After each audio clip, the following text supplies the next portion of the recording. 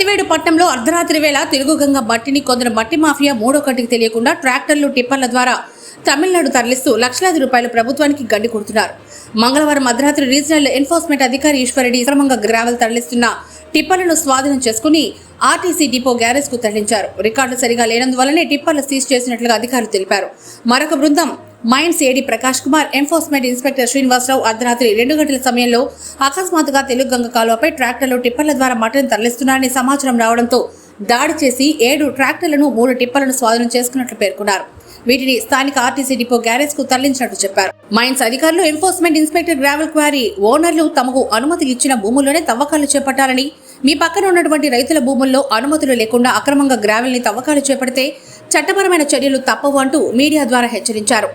తెలుగుగంగ మట్టిని అక్రమ రవాణా చేస్తూ పట్టుకున్న వాహనాలకు భారీ జరిమానా ఉంటుందని అధికారులు మీడియాకు తెలిపారు.